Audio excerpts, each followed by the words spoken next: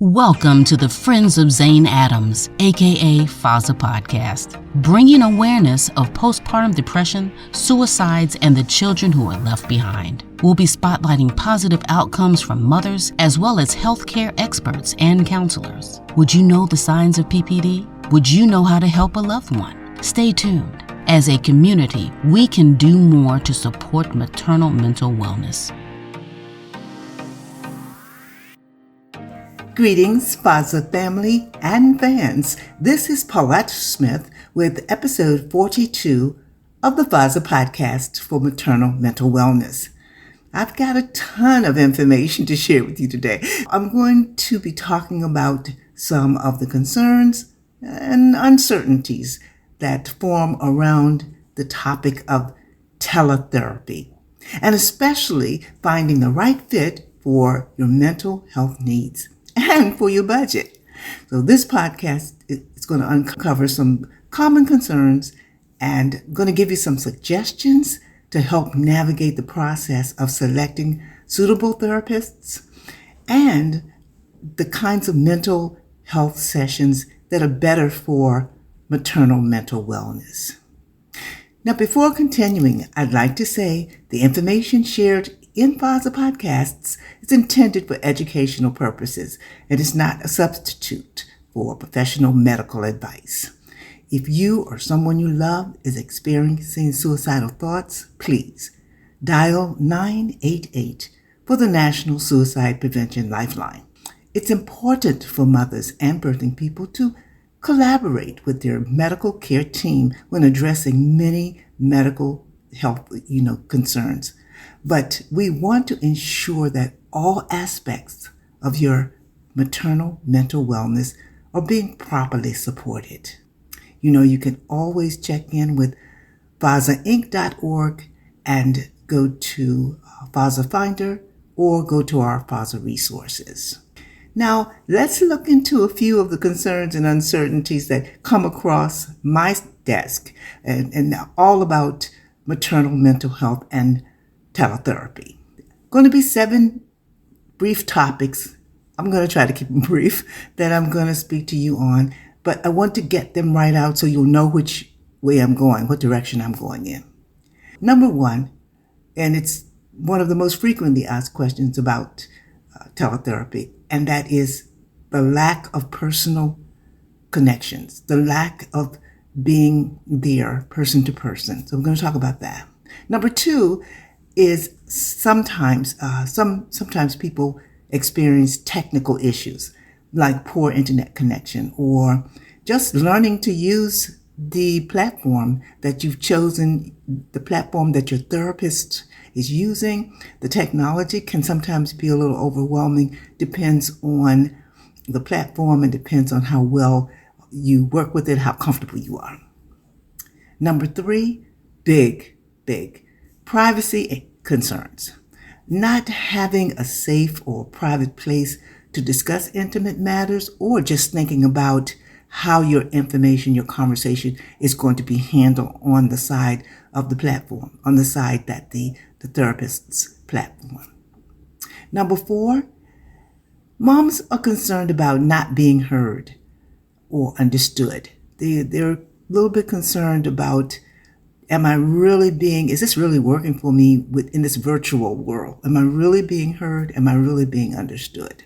Number 5, we're going to talk a little bit about maintaining a consistent routine because it's a two-way path. It's consistency for the therapist, consistency for the mom or the birthing person.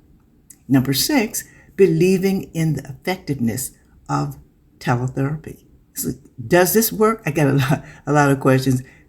Does this even really work? So we're going to talk a little bit about that. And number 7, just finding the services that fits your needs and fits your budget. So after we talk about everything, I'm going to try to pull it all together with, okay, how can you do this? How does this really work? What does it look like? So I've outlined 7 of the most frequently mentioned concerns that come across my screen, and I'd like to speak on each one individually, and I'm going to try to offer suggestions for each. And if I don't cover your most pressing concern, because this is it could be 7 million because everyone's an individual. So if I don't touch on your pressing concern, I'd love to hear from you. Just leave a comment or contact us securely on our FOZA site. That's FOZAinc.org, and we'll communicate back to you with our best resources. You know, you never need to leave any kind of private or sensitive information. So number one, the lack of that personal feeling, that personal connection. And it's really natural that a mother would be afraid that she wouldn't feel a personal connection in a virtual world, not as much as she might feel in face-to-face therapy.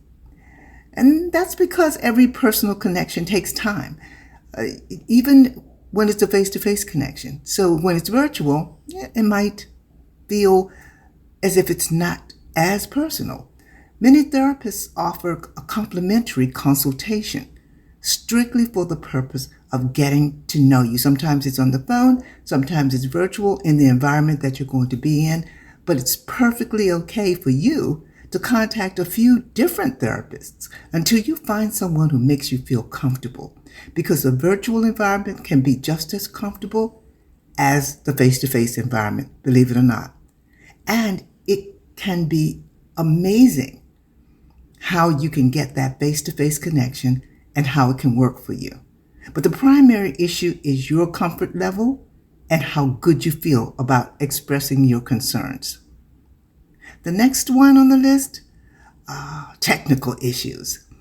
Once again, unique to the individual, unique to the environment, but sometimes glitches occur in the internet connections or in navigating the technology, but not too much, because the systems are made for your comfort level and they're made to be user-friendly. A short suggestion is to do a test run, and most therapists are happy to help you do that. Before your first session, you can ensure that your equipment, your phone, your computer, your internet works properly. Also, most therapists have a backup plan so that if something does happen with the connection, there is a phone number that you can call and you can still get the benefits of the session even if technology fails during, your attempt to get together.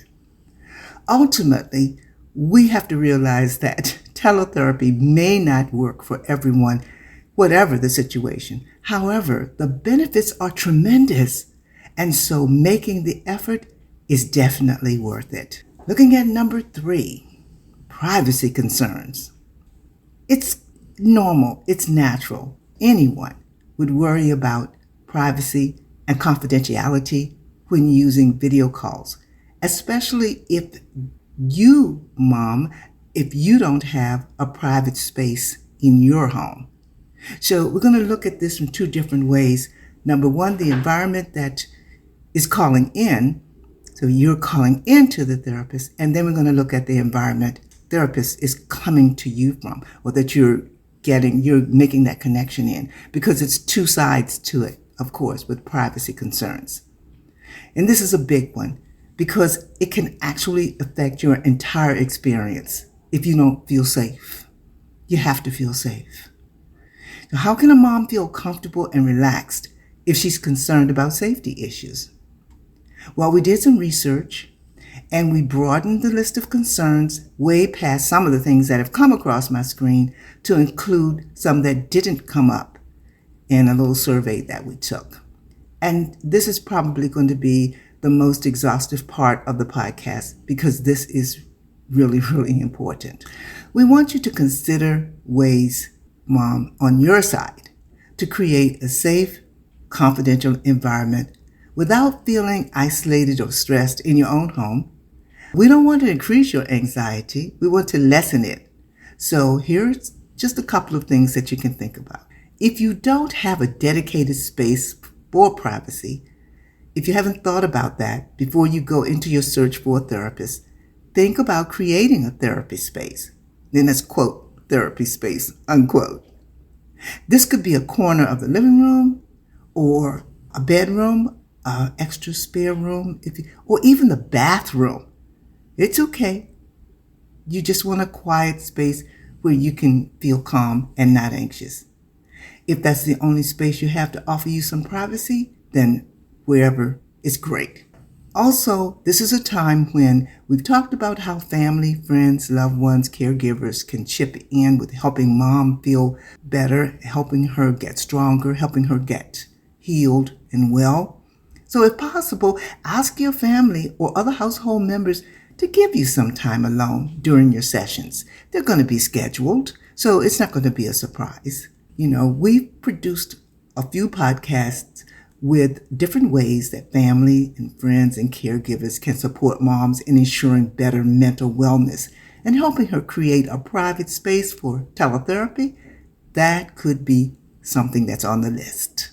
Next, use headphones for sound privacy. Noise canceling headphones are really affordable, or earbuds. They're really affordable, and they can significantly improve both privacy and focus during teletherapy sessions. It's really, really important that you have quiet time so you can hear what the therapist is saying, take it in, and so that she can hear what you're saying and that you're not concerned about anything that's going on around you, because this is your time. This is going to allow you to have clarity. And it's also going to reduce the risk of maybe having some sensitive information overheard. It's also helpful if there's any background noise that might distract from your session. So using headphones or earbuds, that can be a really good thing. Something that you may not consider and may not have considered, I have found it good, not necessarily for therapy, but just for conference calls, and that is using the car or using a parked vehicle for privacy. Because if you're finding it challenging to do it inside the home, a car can become a private, quiet space for teletherapy sessions. A parked car offers, depending on where it's parked, of course, offers solitude, and there's some noise control there, also depending on the vehicle. And there are typically times when the house is naturally quiet. So you want to think about that too. Maybe when the baby's napping or when older children are at school, if you have older children, because typically sessions are no more than an hour and sometimes less, depending on what you have set up with your therapist, a role in your plan where you have that time, but you just want to have that private, quiet time. Think about some of those things. Let's see, a couple more. I don't know how things are going in your place, but you can maybe have a do not disturb sign just to remind people that this is the time. Life gets busy. Sometimes people forget. So you can have like a do not disturb sign. And you can also have a list of ways that family members can help. Because you can say it, I need this time to do so and so and so. But having it written down or having it on the refrigerator, having everyone get into a consistent mode of this is mom's time to do this. She needs to speak with her therapist. The therapist needs to speak with her, find out how she's doing, find out if she's experiencing any anxiety, those kinds of things. Yes, you want to make sure that you carve that time out. And remember, self-care is not selfish. Again, in the area, still staying in privacy and safety, is that you want to take advantage of the therapist's flexibility. Many therapists are flexible. I'm going to say this more than once throughout the podcast, talk about flexibility because you have a busy life. If you're finding it difficult to speak with your therapist convenient times, keep in mind that online therapy can come from any place in the United States or actually in the world. Office hours don't need to be an issue. Many therapists offer sessions that come in at non-traditional times, and many allow asynchronous therapy, meaning you can do messaging, you can do texting, you can do recorded video therapy, and this is going to allow more flexibility and time for a busy mother. Now, I've already stressed when you're considering teletherapy, especially for postpartum mental health, it's important for the mom to feel confident that both her privacy and safety are fully protected on her end of the conversation or her end of the session. And it's a two-way path. So what are some of the key aspects a mom should expect in terms of privacy and safety from the therapist and the platform tools that are being used for the sessions? Well, some things are fairly easy to think of, like checking for reviews and recommendations. Because before selecting a teletherapy platform or a therapist, you want to read reviews or ask for recommendations from others who have used that service or that therapist. This will give you insight on how well the platform protects privacy and how comfortable clients have been with that therapist. What you may not have thought of is that staying open, speaking openly, communicating openly with your therapist about your comfort level can help them make adjustments if privacy or safety is a concern at any point. A therapist may be able to help calm your mind, but they are not mind readers. So you are your own best advocate, and it's important to let the therapist know exactly what you're thinking, especially if you're experiencing any discomfort. If they are an experienced therapist or this is a really well-seasoned group, they should be able to make some adjustments. Now, this might not work in a peer-to-peer type of situation. What we're speaking about here is a certified, licensed, experienced professional therapist. And there are some questions you're going to want to ask. They're going to have to do with, of course, privacy and safety. And I put an entire list of these questions on the website, along with some extra thought, maybe some things that you want to think about before you contact them while you're looking at the reviews, while you're looking at their site, while you're looking at their privacy policies. You can look over these questions and you can decide if they've already provided you with enough information for you to go to the next level. I have just a few of them here, but I have them extended on the website, so you might want to go out there and check. Number one is, how is confidentiality ensured during the sessions? How do they keep things confidential? Number two, how is your personal information stored, or how is it kept secure? If any documents are passed back and forth or anything like that, how's that secured? You might want to ask if the platform is HIPAA compliant. That's HIPAA, HIPAA compliant. And that's a medical platform that's set up especially to keep data protected, to keep privacy. How is the platform protected as far as a password? Is it password protected? Most, I would think, are. You would need to log in as a client, but you want to make sure that you do have that type of security. And if you're not in a virtual security, if you're on the telephone, some of these questions would still apply. You might want to find out if you're the only one with access to your sessions link, or of course the therapist would have access, but who else might have access? Maybe no one else, but you still want to know for sure. You want to know if the sessions are going to be recorded. If they are, you're going to want to know, where will the recordings be stored and how will they be used? Number 8, you want to know if you have a choice to opt out of recordings if you don't want your sessions recorded, or is this a part of this therapist's, that's how the sessions go and everything has to be recorded? Then it goes back to, okay, who will be using those? How long will they be kept? So forth and so on.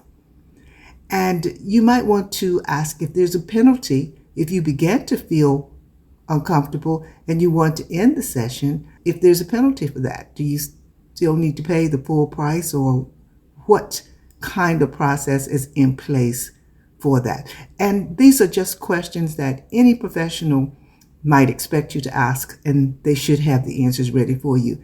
Because by setting clear expectations and understanding the privacy practice of both the therapists and the platform, then you can feel more confident in using teletherapy to support your maternal mental health needs.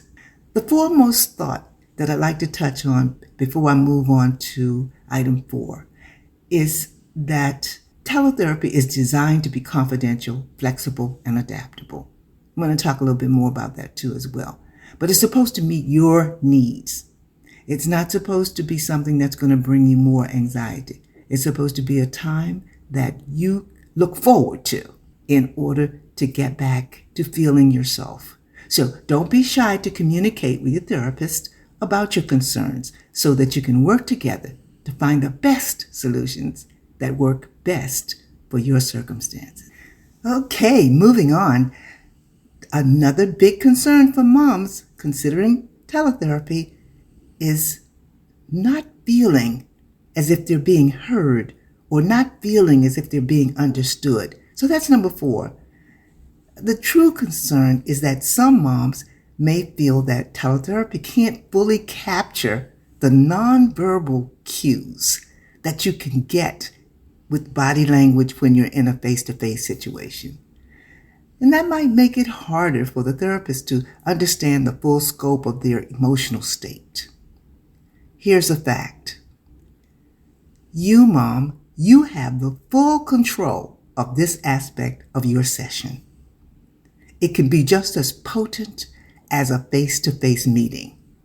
You can articulate your feelings, and if you can do that clearly and don't hold back, just let your therapist know if something doesn't feel right. You'll be surprised how you'll start flowing in the conversation and in the session. Remember, you are your own best advocate, and there are many, many opportunities for you to connect with your therapist. Your therapist can adjust their techniques in response to the feedback they get from you during your virtual sessions. So just remember you have full control of that, and you might get more comfortable and feel more safe as you move on. Just remember you're in control of that. So number 5, consistency and difficulty maintaining a routine. We get it. We get it. We're all moms, and people who aren't moms, dads, family members, caregivers, we get it. Balancing family, child care, and personal care can make it a very busy day, and it's very challenging for mothers to maintain a regular therapy session sometimes, or a schedule for their therapy sessions, especially when the added pressure of a newborn is there. You have a newborn to care for. So we ask you to do your very best. Call on all your tools and resources to help you set a routine.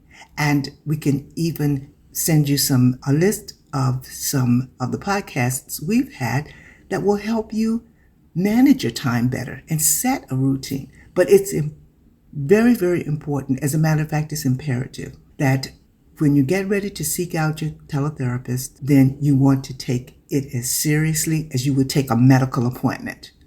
Virtual sessions can, as I said, use this word a lot, flexible. They can be very flexible, and they can be more flexible than in-person appointments. So you really have a benefit going there, okay? Moms, so often you put yourself last on the list of things to do. So please, if you're feeling in need of counseling, or if you have an appointment coming up, or you've been directed by your medical doctor to go ahead and get yourself some counseling, a little bit of therapy to get back to your true self, you want to make sure that you follow through and keep it for its regularly prescribed time. You're not going to make it maybe every time, but as consistent as you can be is how much stronger you will become and how many more benefits you will reap.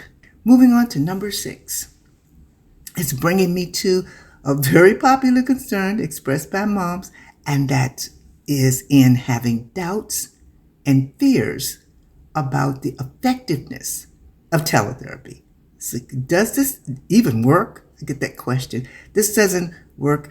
I'm going to say right now, you might have spoken to other people who have tried teletherapy, but you don't know everything about every session that they're going through unless you're there with them every time they go through it.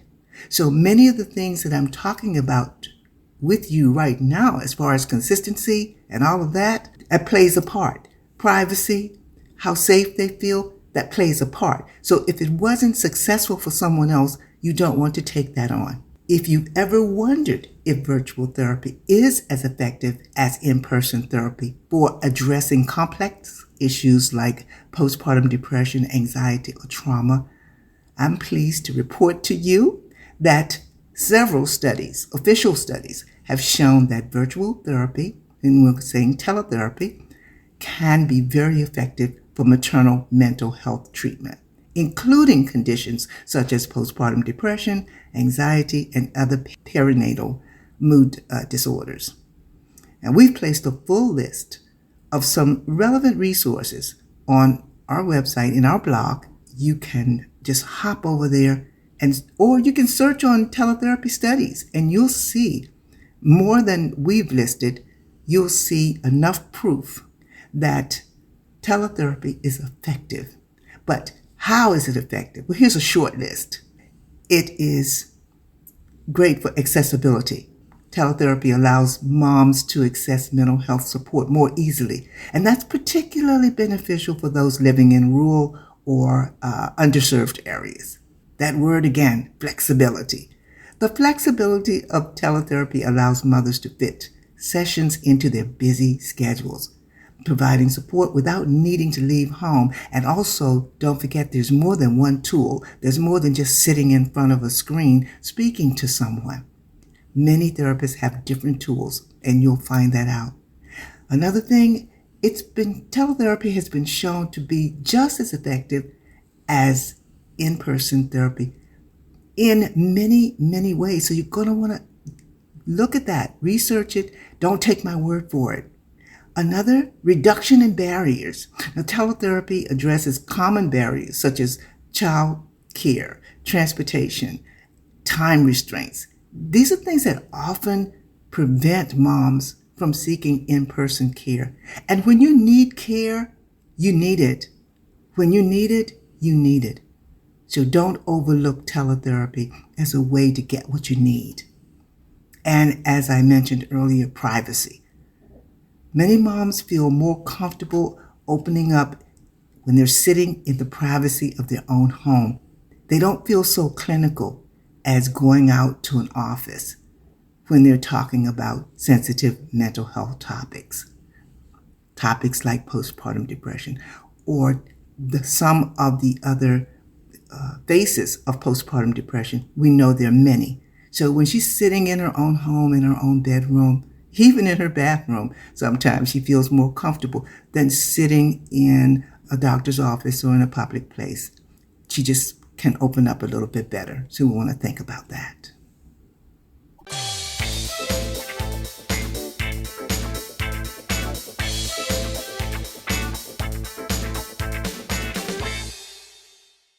Hey there, FOZA family. This is a message especially for business owners. We're looking for partners and sponsors who believe, as we do, in the importance of maternal mental wellness. If your business or organization is passionate about making an impact in the mental health space, we'd love to collaborate with you. When you sponsor one of our podcasts, your business gets in front of a broad audience of listeners and viewers. So please visit us at FOZAinc.org/sponsors and learn how easy it is to support maternal mental wellness, grow your business, and strengthen your community at the same time. You could do this from wherever you are in the United States, so we hope to hear from you. I want to thank you as we continue to spread hope, raise awareness, and help families thrive. Now, back to the podcast.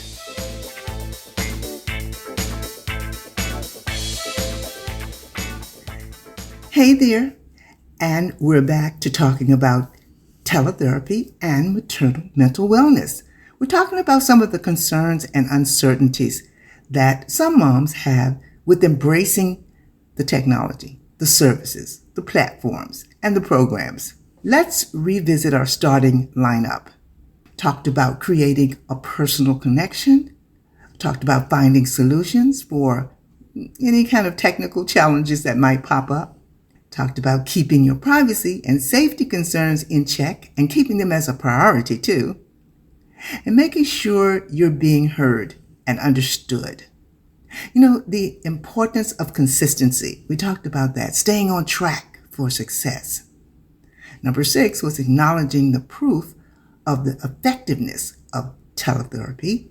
And number 7 was getting the services that fit your needs and into your budget. So we're going into number 7 now.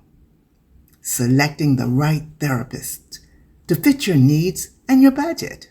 So we're first going to look for therapists specializing in maternal mental health. I can't stress that enough. Choosing a licensed, experienced therapist who specializes in maternal mental health, such as postpartum depression, anxiety, or trauma. And as you know, and if you don't, check out some of our prior podcasts, there are many nuances of PMADs. That's perinatal mood and anxiety disorders. Many different ways it can present itself. Finding a therapist who can give you the correct diagnosis and even refer you to a more expert therapist, psychologist, psychiatrist, whatever it is you need. This will help get you back on track faster. Now, organizations like Postpartum Support International, PSI, they have national reach. They have chapters in every state in the United States. And your OBGYN, your pediatrician, and any other trusted health professional in your circle can guide you. You can always put in a request with FOZA Finder because sometimes the search itself can be overwhelming and exhausting. So we'll help you do some of the research. All you have to do is go to FOZA Finder and pick the services that you're looking for, put your zip code in, and you don't need to provide any sensitive or private information.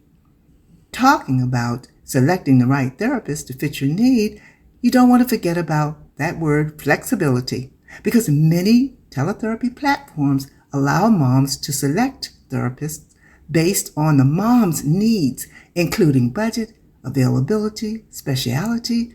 Some services, mentioned this before, offer video calls, phone calls, text-based therapy. This gives you a lot of flexibility. It doesn't make you feel pinned down and you're rushing to try to get into an appointment. We've got links on the FOZA site for that too. Some popular teletherapy platforms, including Talkspace, BetterHelp, and Amwell. Now, I'm not recommending or referring these platforms, but if you place a request with us because you have questions, we'll assist you in doing some of the research. These platforms are good because they allow you to filter therapists by their expertise and your personal preference. And you can get to see something about price and hours of availability and so on. Next, we're still talking about fitting this into your lifestyle. You want to review the policies on flexibility and cancellations for the therapist. This is important.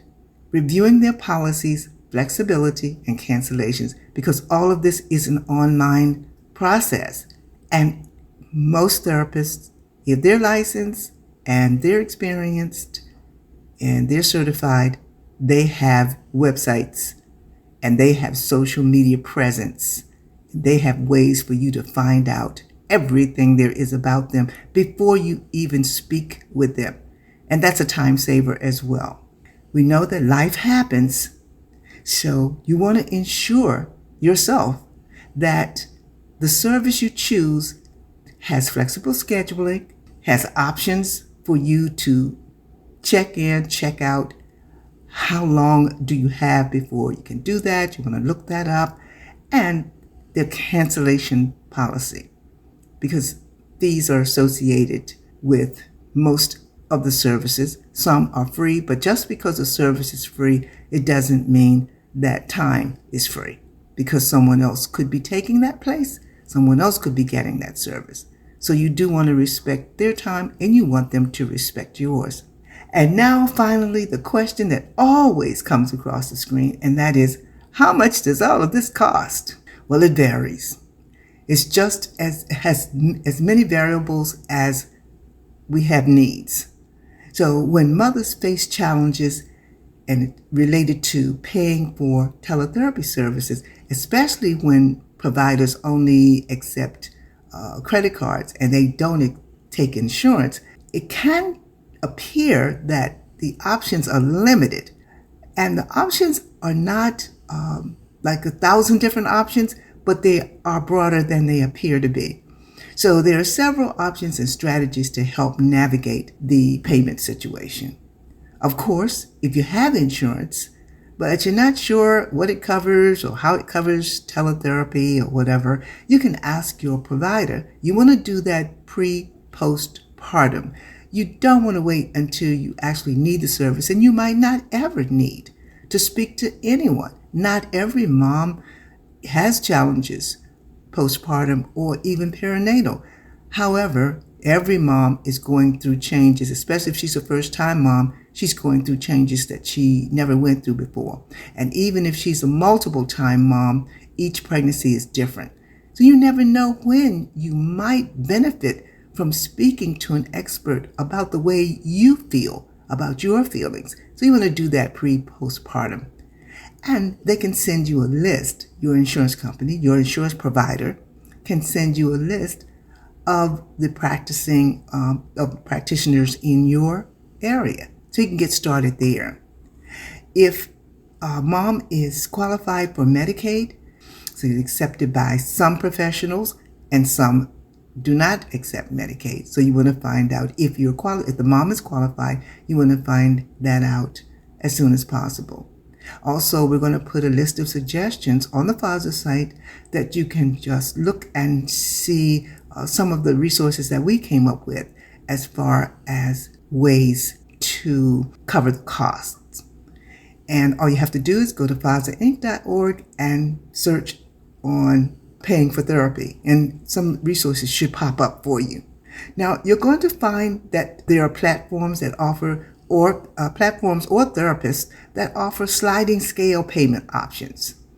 And you're going to want to read up on that, see what that means to you, if that's a benefit for you, because some providers we've found may even offer pay what you can rates.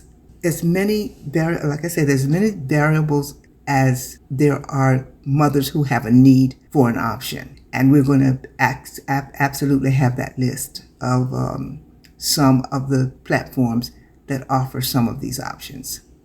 I'm going to tell you another way, and this is something that you probably already know. It probably came to your mind first of all things, and that is search for nonprofits or community-based services that can give you some insight on offers, free services or low-cost services. Again, Postpartum Support International is one of those because they have chapters nationwide.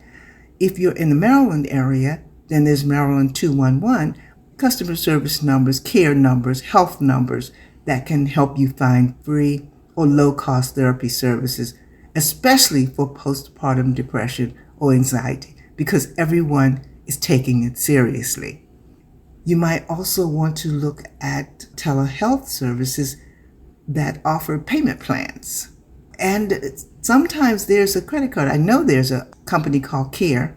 They have services where you can pay for healthcare services. If the provider accepts it, you can pay for them, and you don't even have to pay interest on some of those services if you pay them on a certain kind of time frame. Most important thing is that your health is just as important as your physical health, and You want to make sure that you look into everything you can. If you find out that one way is not working well for you, you want to look into other ways, including, as I mentioned before, state and local government assistance programs, health department and community service agencies, different than Medicaid. Public health organizations like SAMHSA, that's the Substance Abuse and Mental Health Services Administration. It doesn't mean that you have substance abuse. It just means that that agency provides information on mental health services that are either low cost or covered by government programs, and they do have services inside there for postpartum, prenatal, perinatal, anything that will help a mom have a healthy birth and a healthy postpartum period. Getting down to some of the more self-help, which again, we don't, recommend anything that is not shared with your medical team. Want to share everything with your medical team, but there are peer-led support groups online and peer-led online communities that provide emotional support and guidance. Trained volunteers, that's what PSI does. They train volunteers for mental health advocacy. These groups are often free and can provide ongoing support for postpartum mental health. This is a very great benefit if you are just trying to find out where you are in that space. You're not feeling yourself and you just want to talk to someone. You're not feeling suicidal, but you aren't feeling yourself and you want to get back to your normal self as soon as possible.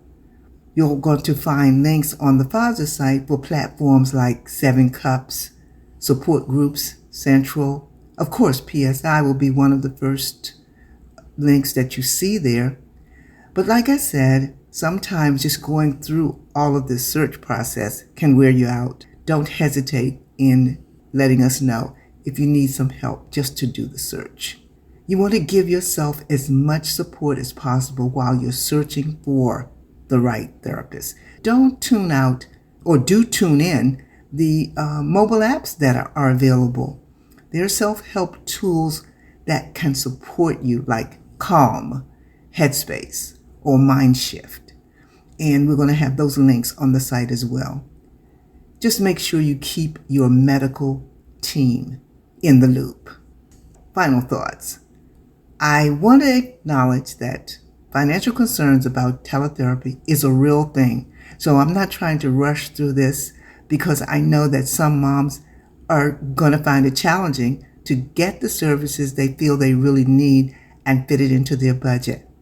But some of these therapists, many of them, they're in service. These are service providers. They want to help. They're not all looking for a huge fee. And they'll often work with the mother to help her find resources simply because they're dedicated to helping her regain her stability. It's important not to give up seeking help. That's why FOZA is dedicated to helping you find local resources. So keep the faith, because there are options available to make mental health care more accessible. Wow, I know this was a lot of information, and yet it was only a smidgen of what's waiting to support mothers.